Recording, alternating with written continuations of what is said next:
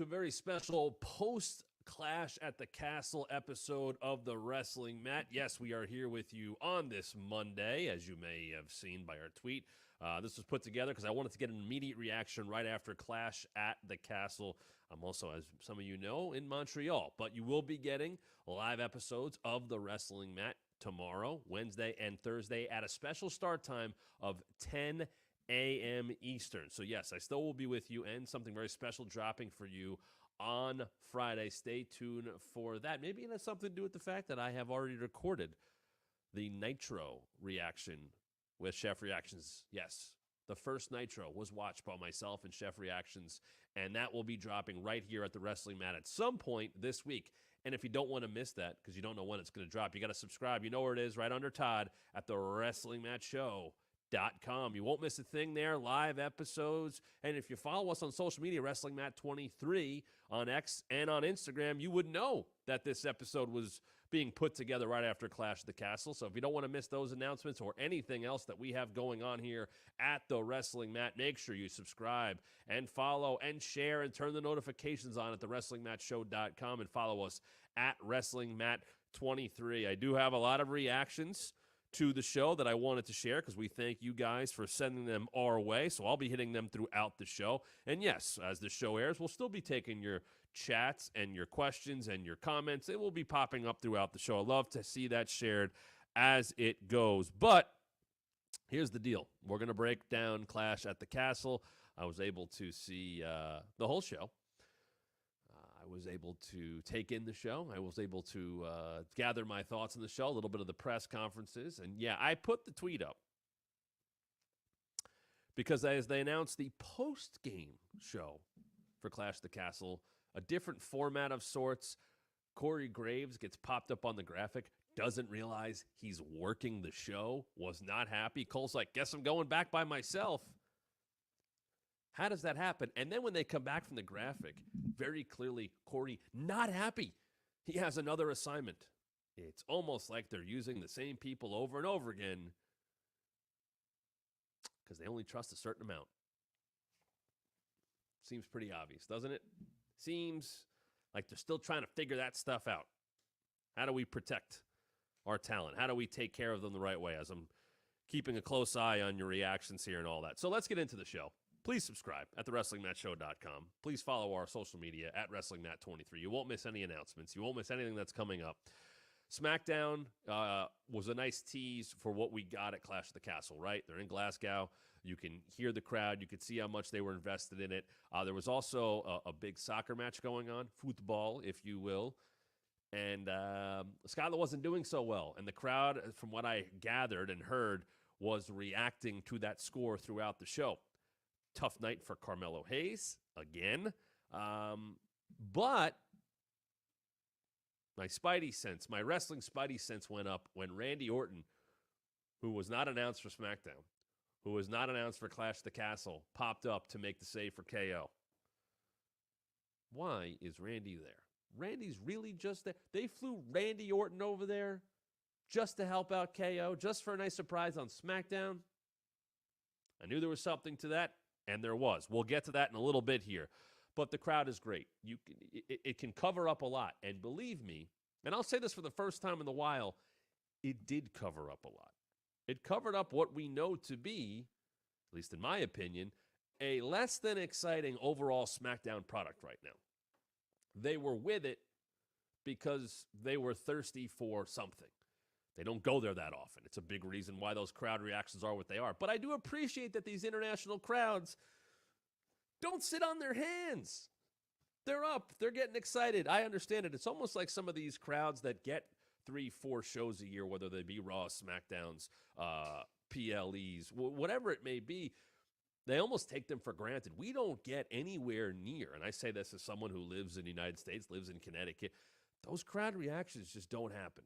And I know there is something special to the European crowds, and when you go to a soccer match or anything like that, you know, that's what they do. That's what they live for. But I also I don't know, it feels like if it's a expensive ticket, they're going to go out there and go, we're going to have a hell of a time and get our money's worth. So it's great to see these crowds. It adds to shows. I don't think Backlash was a bad show. I think the crowd added to it. SmackDown was an okay show on Friday night. And I would say that Clash of the Castle was like a B at best. It was probably more of a B minus. But atmosphere can cover up a lot. Now, they did it. The show went from a match order exactly as I thought. They opened with Cody and AJ. Not typical you're going to open any show with an I Quit match, especially not for the WWE Championship. But because of where they were, but because it was 5 matches, and because you had the hometown hero, the home country hero, Drew McIntyre in the main event, it made sense. Cody gets the big pop. AJ, surprisingly, it's like they played along. It's like they knew AJ was a heel. I think there was respect for AJ. You saw it at the press conference on Friday, whatever they call it now. Is that the countdown? Is that the kickoff now? The pressers are the kickoff. The pressers, they're the day before the shows are kickoffs, and then right before the show, it's a countdown. My goodness, by the way, do we need 2 hours of a countdown show before a show that doesn't go 3 hours that had 5 matches on it? Credit to those that had to make that work. And you know, do we need to work Cole that much? Does he have to call a 3-hour show and host the first hour when you already have Jackie there to take over the set? It's just, there's certain people that they clearly trust on that broadcast team to handle things, and certain people that they clearly don't trust. But I don't think we need 2 hours for a 3-hour show. I get like College Game Day and all that being multiple hours, or NFL Countdown. There's a bunch of games going on after that. They're previewing more than just what's coming up next. 2 hours should be saved for SummerSlam, for WrestleMania, for the Royal Rumble, Survivor Series if it's big enough. That's a lot to ask. Hey, sit down for 5 hours of this. I like that the show is 3 hours long. I like that they're not doing matches for the sake of matches. They could have thrown on DIY against Grayson and Theory on this show. They didn't. They probably could have figured out something with Braun getting thrown to something with Judgment Day. They didn't. They're not there yet with Liv and Zelina, so they didn't put it on the show. So the 5 matches got time, just like the matches at Backlash got time, just like the matches in Saudi got time. They're not overloading a card just for the sake of it. And that's a good thing. So they open with Cody and AJ. And Cody, or now as he's now known as Talent Name. If I'm going to call AEW out for awful, egregious production errors, I'm going to call WWE out. They screwed up on Friday, and I guess it got edited out of the American broadcast because I watched the earlier broadcast. Piper and Daivari and Chelsea get caught on screen before they were supposed to get shown. So that was an error. And then the WWE champion is now known as Talent Name. It happens. But if I'm going to call it AEW, I'm going to call it WWE. That was egregious. I just don't understand how that happens. So they have what you expect from those two. Cody gets beaten down a lot. No, I'm not going to quit. And then AJ goes and is talking trash to Cody's mom. And obviously, she's part of the Nightmare family. She's been part of multiple matches now. No issue with that. She gets 3 slaps on AJ. AJ gets back in the ring. Obviously, Cody was dealing with the handcuffs, all that stuff. And Cody goes to work. Chair. He's going to smash AJ in the corner. AJ says, I quit. Very similar to the Christian Cage, Adam Copeland finish for the TNT title a few months ago. But it makes sense. I think something else just crashed from that match. Live set here, folks. Fine. But the match is done. Cody's won. He's still holding the stairs. He looks over at his mom, and it's like he's trying to like get her attention, like should he do this? And then she just cracks AJ.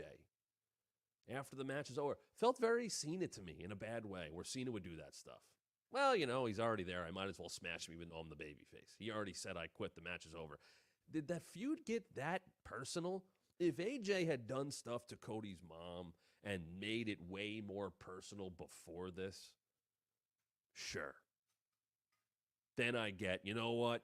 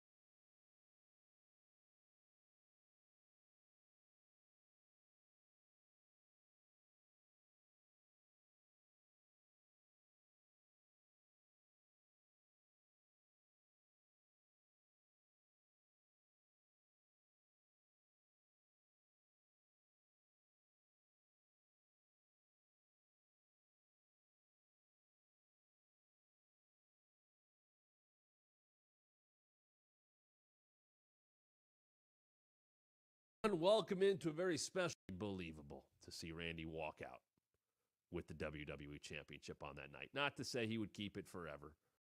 That is the thing with KO being involved. You got to get Cody and Randy. You know what? AJ needs to be taught a lesson. It never got that deep. He did the retirement angle and all that. It was just to get him a title. But this wasn't some angry blood feud. By the way, what was on Cody's face? I don't know what they were going for there because it just went away. If you need to fake it and it doesn't look good, don't do it. I thought the match was fine. I didn't like what happened after because I don't think Cody should be pushed to that level yet. Because then what they did was more important. And here's where Randy Orton comes back in. Cody's up in the aisle celebrating. Solo stands next to him. And Cody sees him, and then he gets attacked. And it's 3-on-1. And the bloodline's all over Cody. And here comes KO, and here comes Randy. And they make the save. And Randy gets a little look at that title. And there, folks, while there have been a couple interactions with Cody and Randy, there was the first step of getting Cody and Randy close to each other. And by getting Cody and Randy close to each other now, I think it's, to me, easy to point to the idea of Cody, Randy, and KO against the Bloodline at Money in the Bank. It's only 3 weeks away. There's no reason to force another Cody title defense. This is not necessary. Save it. Now, how do you get to Cody and Randy? Does Randy turn in the match? You do have KO there, so there is that caveat to it. Do you have them win and Randy take a little look at Cody's title? And then on the SmackDown after, when Cody goes, listen, thanks for having my back. KO, Randy, you got to get Cody and Randy alone.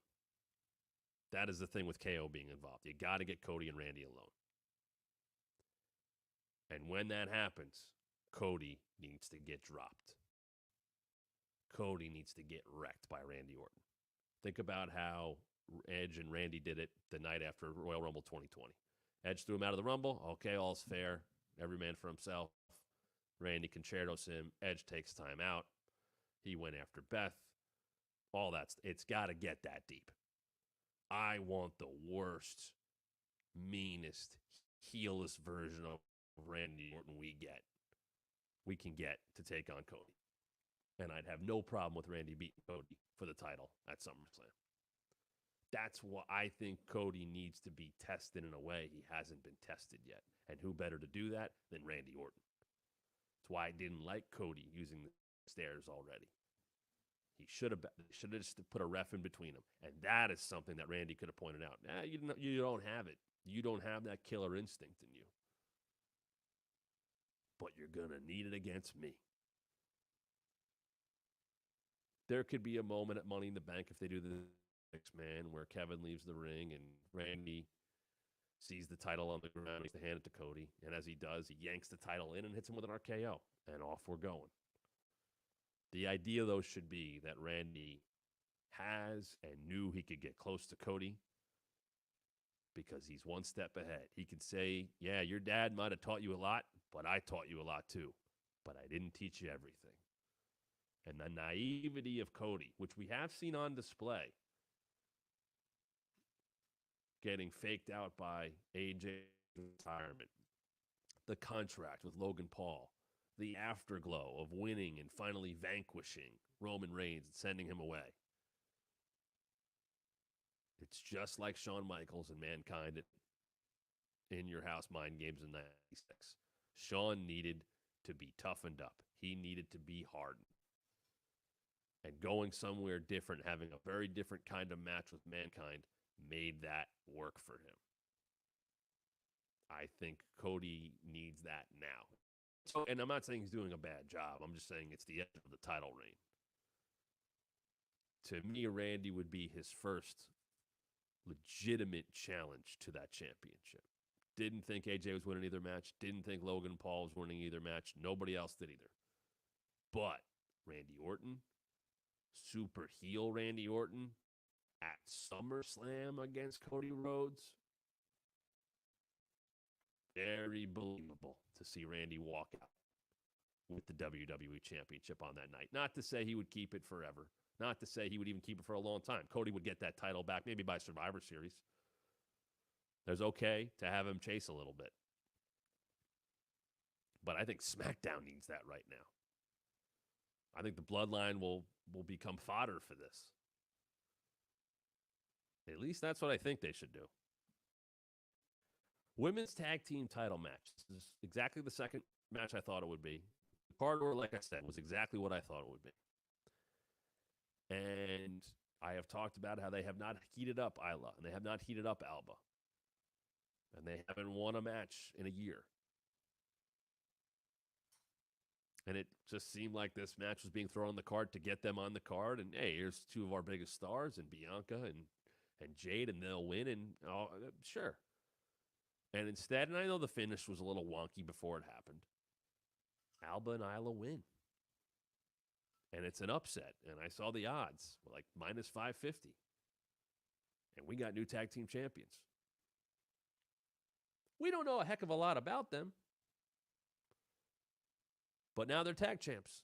Let's see if they could be the ones to make those titles matter, because those titles have not. On a personal note, Kaylee Ray, Alba Fire, is a tremendous person and is a great worker. And more shine. But I'm glad she had that moment. And I know that she has gone through some very tough times with her mom coming to visit on holiday in Florida and passing away in that car accident. I mean, my goodness, can't even imagine. So I'm glad she got that moment. I'm glad they got that moment in front of their home country. Let's just hope that they make something of those two because they are talented. And now, where did Jade and Bianca go? Do we go back to, you know, will there be animosity? Will they get a rematch? Will they win the titles back? Perhaps that they meet on top of a ladder at Money in the Bank just to tease what I think should be a WrestleMania main event no earlier than next year. And no earlier as a match than next year at WrestleMania.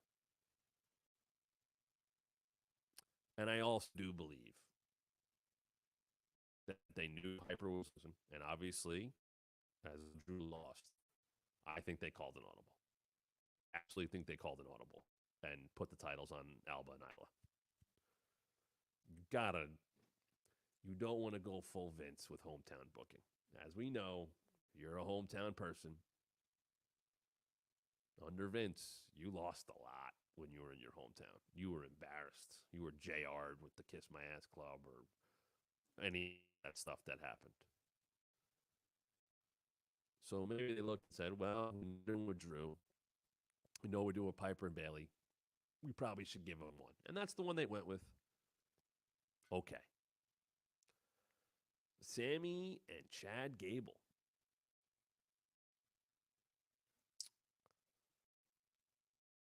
As I've talked about, I think it's the best story in wrestling. I thought Gable needed to win.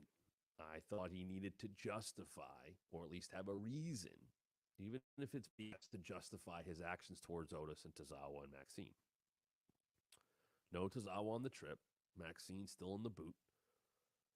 Otis following along, but clearly conflicted. And man, did they hammer that home. Very conflicted Otis. And stuff with Maxine. She's going to hit them with the IC title. And Otis kind of steps in and she backs off. And Chad's like, what are you doing? He calls her up. And Damian hits her with this haluva kick. And he stops short. And he doesn't. And the chop block. We'll get another Otis and Chad moment. And Maxine's hurt. And Otis is going to go after Sammy, and it's just a lot of conflict. What are we going to do? What are we going to? And it's more of that drama. And taking Chad out just enough so Sammy could beat him because Otis walked out. Now that's another step forward. Otis walked out, carrying Maxine. I'm picking her over you. She's down. I'm a good guy. And I understand. And Chad was furious. So I'm trying to figure out where this goes because it feels like Chad lost 2 singles IC title matches to Sammy. Couldn't win the triple threat with Bronson. In story, he has no right to that title anymore. No matter what he tries to do to Sammy, no matter what he tries to say to Adam Pearce, he's got no right to say he deserves another shot at the IC title. He's just lost. He's lost and lost and lost and lost. So here's the thing.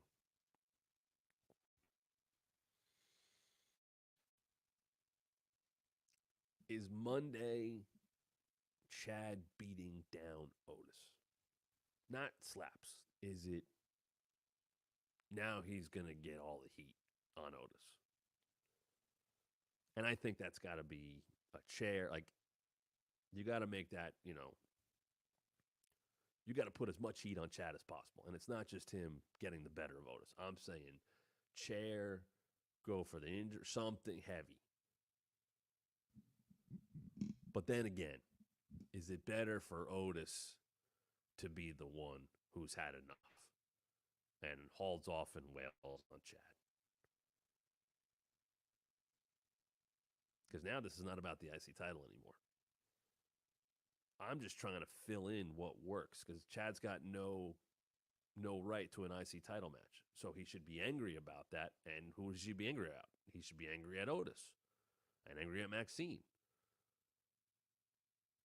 You walked out on me. It was my night.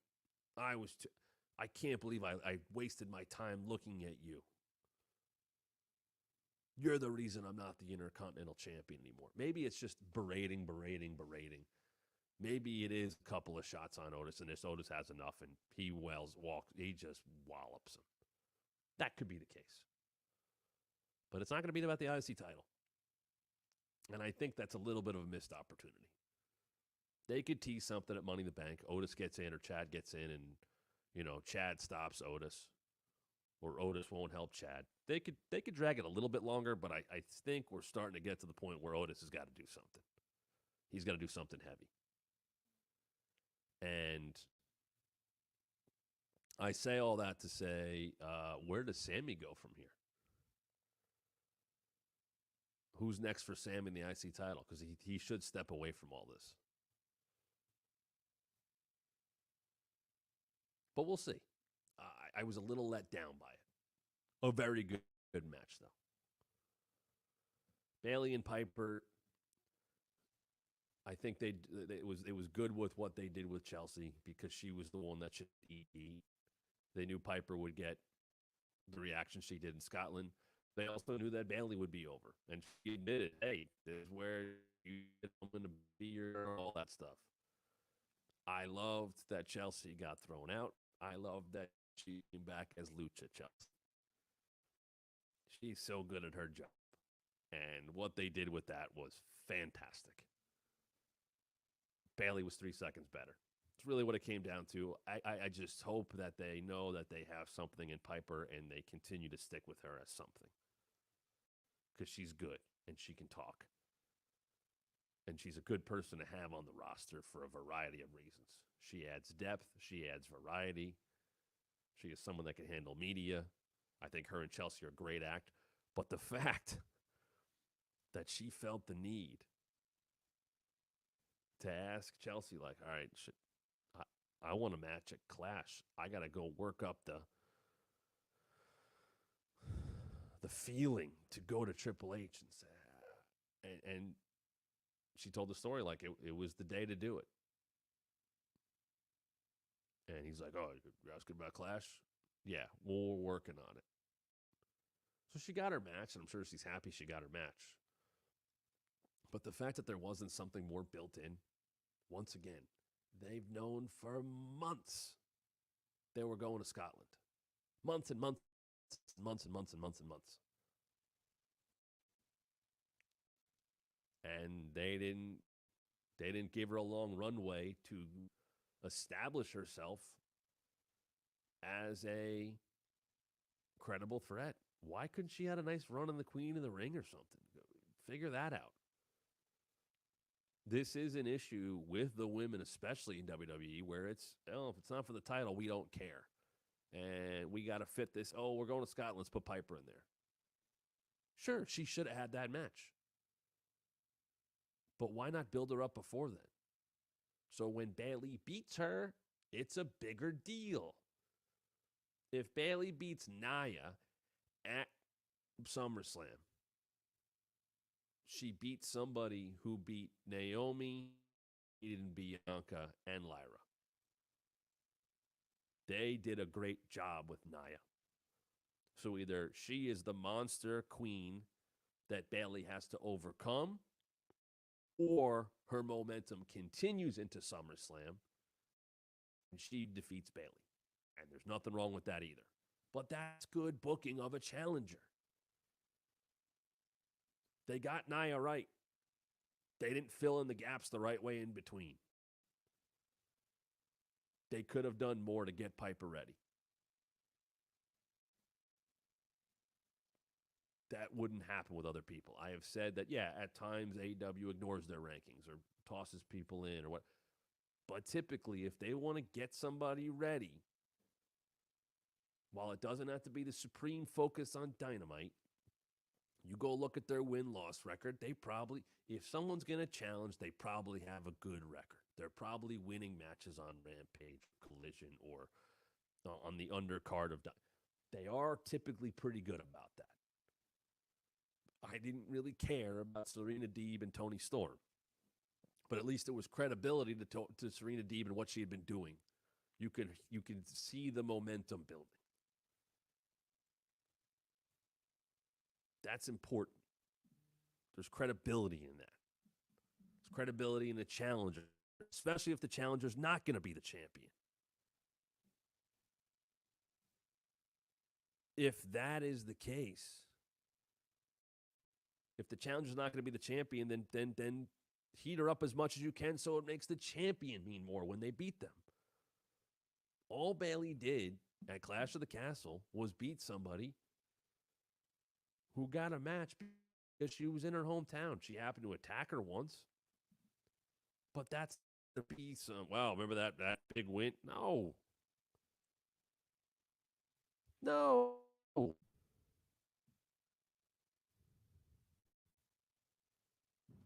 As I'm catching some of the press stuff here, I see Wade is having fun at the press conference. And I appreciate that.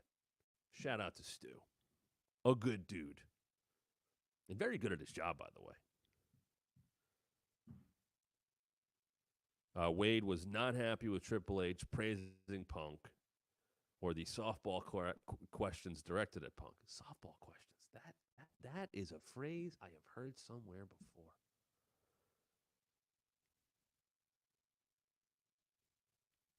Wade also called Punk poison. Good use of the broadcast team. Way to get more out of that. And way to narrative from inside the house. Also, if a heel like Damian Priest calls for the press to clap and they're scared, okay. When Triple H walks in the room, you don't have to applaud him. He's not your boss. You're covering the press event. You're not cheering for Triple H.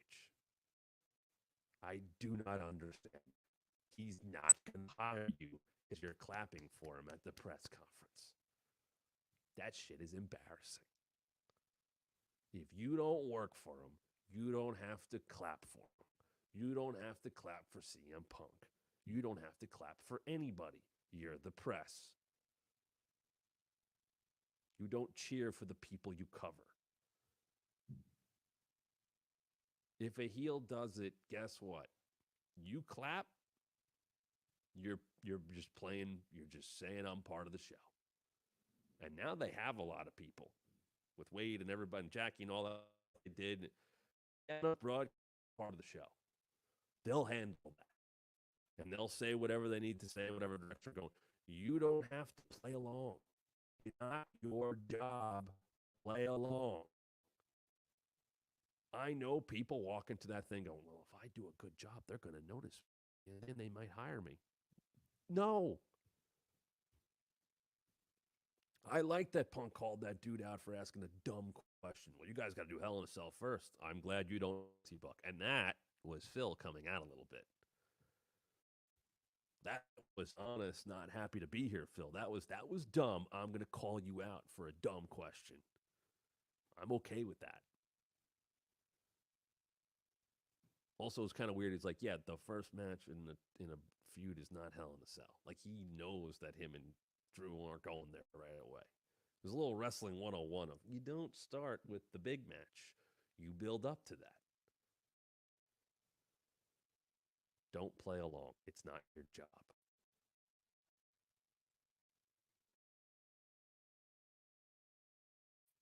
Bayley and Piper, back to that. It was fine. Clearly getting Bayley to SummerSlam. We'll see what they do at Money in the Bank. Okay. Drew and Priest. I went through multiple scenarios in my head of what would do the best business, and I think they did the complete opposite. Let's start with the match, though. Drew gets the big entrance as he should. First, challenger, as it should be. Priest comes out, whatever. He's been an afterthought in this whole feud anyway, for the most part, because everybody was waiting for Punk. And he did pop up on somebody's social media in some store, and I believe he was wearing the jacket he bought in that store at the press conference. But not before we would see him in the main event. So early on, and the crowd's there for all of it. You knew they would be massive, big night for Drew, all that stuff. Priest goes to do his second rope over the top rope, and his foot where the rope was, try to kind of give you a visual, instead of hitting it here, he kind of slipped and caught it with more of the back end of his foot and his heel, and he just slipped through, and he hits his head, and his leg gets twisted up like Mick Foley's ear in Germany, and he's stuck in the ropes. And believe me, while they're not steel cables, which is how Mick's ear got ripped off in Germany, because that's what other companies use. WCW famously used the covered up steel cables. Very tight. WWE ropes are ropes. They're ripped together. They're taped together. If you see them, whatever color they use, they are ropes, and they're taped together. And they're fastened on the turnbuckles and all that. And because the ring's 20 by 20, it's also a bigger ring. So they're tied up like that, especially for a guy like Priest who's 6'6", 6'7". You can't just get him out. So Drew kicks him a couple times because they were screwed right there. So Drew kicks him, and Drew smartly walks away. The camera can follow him and take the attention away from what's going on in the ring. And the ref, Eddie Oregano, or whatever his name is, he's got to figure out a way to get Drew out of there and or Priest out of there and not on camera.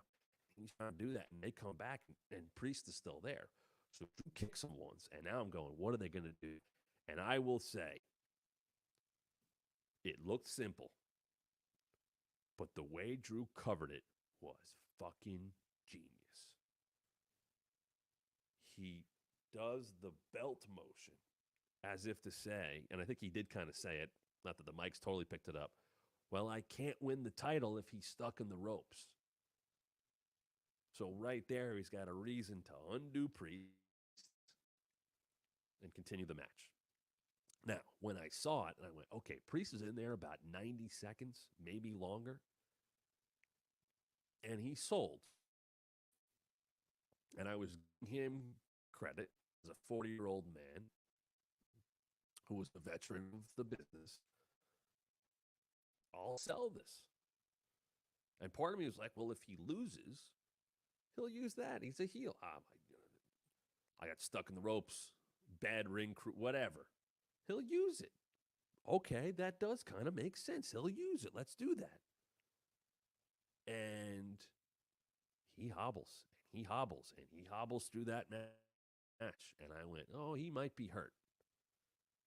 But we get through it. So they fake the ref bump, and the ref goes out of the ring, and he's limping.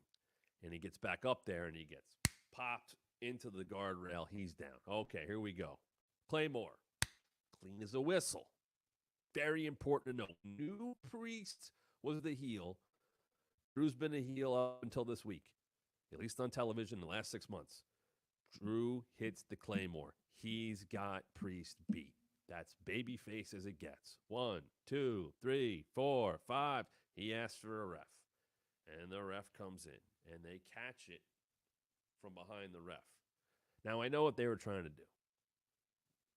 But as soon as he got in there, you knew the hair, and you saw the red and black sneakers. I went, oh, there's Punk.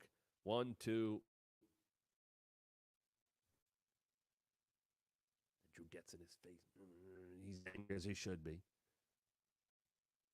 And then Punk kicks him in. So Punk screws him on the count and then kicks him in the nuts. And then he's gone. And then the ref just happens, and Priest finishes him off. 1, 2, 3. Priest wins. Now, what I did not understand, and I'm a little surprised Punk even did this, because you know that's a hometown crowd for Drew. They should have been furious that happened. Punk should have needed, and they should have played this up. There's middle fingers and stuff getting thrown, but part of me wanted somebody to hop the rails, and I think Punk would have welcomed that. Punk just kind of revels in it he finds a couple guys in Punk shirts. He's hanging with them.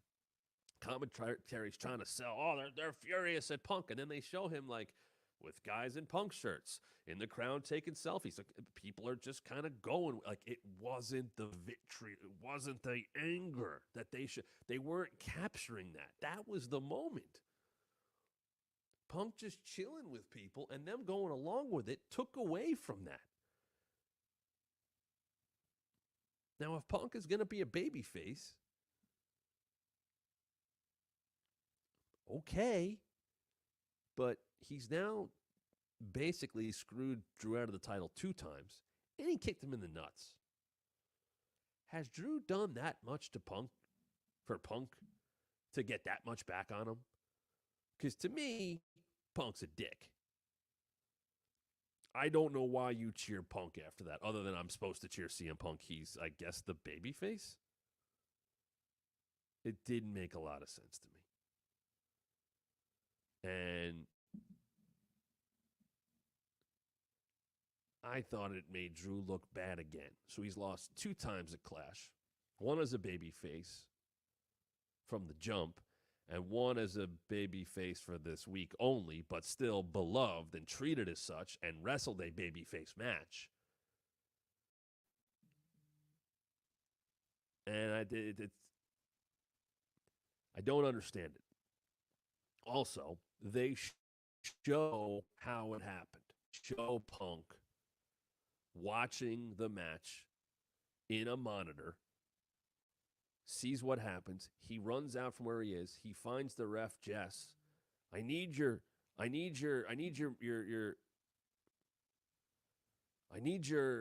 ref shirt. Well, that one? Yeah, and she just gives it to him, and then he runs out. Like, nobody stopped that? Why did she give him the ref? Is she not paying attention?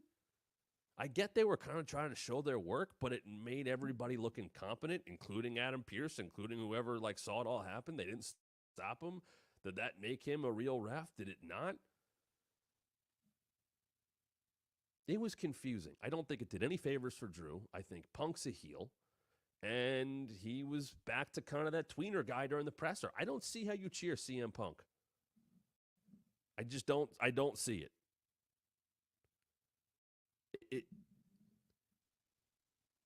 Nothing about what he did comes across as justified revenge. Drew has every right to be furious, but he shouldn't be booed for getting screwed twice by CM Punk. Punk got injured in the Rumble, and it happened to be while by Drew was in there. Yes, they've gotten physical once since then, but Punk has taken way more away from Drew than Drew has taken away from Punk, and in an intentional way. What Punk has done to Drew, everything has been intentional. Not everything Drew has done to Punk, going back to the injury, if you want to give him credit for injuring him, has been intentional. And they've gone back and forth very evenly on the microphone. And the poor problem is, Punk said he's skipping Corpus Christi this week because he's got to go get cleared. And Corpus Christi was Raw's. And if you know, you know. That is the worst town in wrestling. But he'll be at SmackDown on Friday in Chicago. He's a Raw guy, so they're just going to play with the... And he's saying, well, hopefully I'll have good news. I'm pretty sure he's cleared. I'm pretty sure we're getting Punk and Drew. My assumption is at SummerSlam. I would have to say, I'm being, as I think about it more, it's probably more of a C+ show. I hope Priest is okay, because if they do all of that and he can't be champ, oh my goodness. Oh my goodness. And Priest Gunther is not a SummerSlam match. They got to figure out the right dynamics with that one. I would call it sloppy. I think it was a sloppier effort. I think it furthered some things, but I thought it was just okay.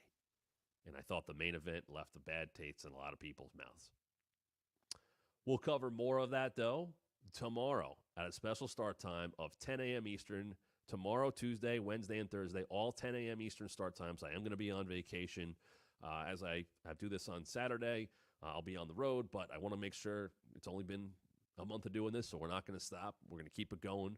But special start times of 10 a.m. Eastern tomorrow, Wednesday, and Thursday, and keep an eye out Friday for some special content coming your way. You may have figured out what it is already, but make sure you subscribe at thewrestlingmatchshow.com. Follow us on social media at WrestlingMat23, and you won't miss a thing. Past episodes are shorts. We're doing some great work there. I hope you guys go check those out. They've been a lot of fun.